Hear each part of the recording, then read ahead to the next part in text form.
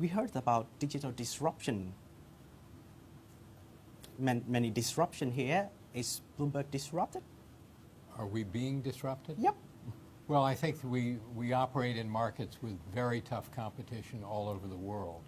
And so to the extent that can disrupt how we address the market and the opportunities with our customers, obviously it's something that we deal with on a day in and day out basis. We tend to be more of a disruptor than someone who is disrupted. And we're going to continue to do that going forward. That's kind of part of the genetic makeup of our company to always think that we're being assaulted by someone in the background and we've got to do our jobs better and better each day, which is exactly what we try and do. Right. 2017, is it a good year for you, for your company? Well, we think it started off quite solid on all of our businesses. Our expectations are very realistic with regard to what we think the full year will bring. But I do expect that 2017 will be our 36th consecutive year of record revenue performance. And Wikipedia says that Bloomberg provides data, financial data, software, and media. Is that complete definition for you? It's a pretty complete definition. In addition to media, which is our TV, radio, our web businesses, we also have something called the Bloomberg verticals. And what the Bloomberg verticals are basically we produce something called Bloomberg Government, which provides information on the U.S. federal government from a public policy point of view and also from a government relations and government contracting perspective. We have something called Bloomberg New Energy Finance, which is in the business of providing research report for the renewable energy field. We have something called the Bloomberg Bureau of National Affairs and Bloomberg Law, which are focused on content for the legal profession, for the accounting and human resources profession going forward. It's a smaller part of our business, but it's an important part of our business. It sometimes, as you had described, it gets left out of the definition of what we do for as a company all over the world. Nice. Big data. We talk about big data today. How do you handle with this? About how can I say utilize or play with your big data? Well, what we do is we create huge amounts of data on our systems on a daily basis, and what we then do is basically we package that information, provide analytics to our customers so they can synthesize that data and make good business decisions going forward. But that's part of what we've been doing at Bloomberg for the last 35 years. So the advent of big data, the advent of cloud computing, and some of the other phrases that you've heard so much about in the technology field, much of that we've been doing since the beginning of our history in the company, which was in 1982.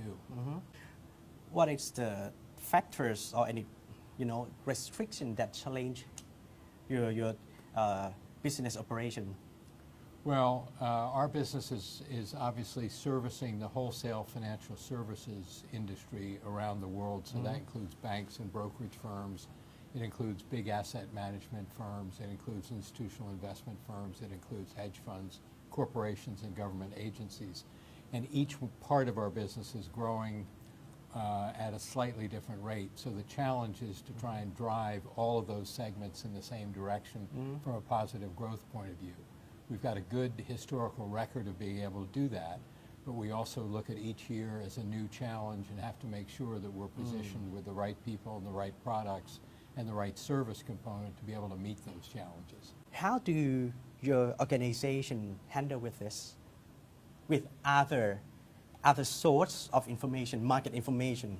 Well, we have over 325,000 subscribers all over the world, and one of the things that we pride ourselves on is transparency into the markets. And so whether you're using our system in Bangkok or whether you're using our system in Boston, everybody has access to the same information at the same time. We want to create a level playing field for the markets, and that's something we spend a lot of time ensuring we can do by nature of the service that we offer and the capabilities that we bring to our customers on a daily basis.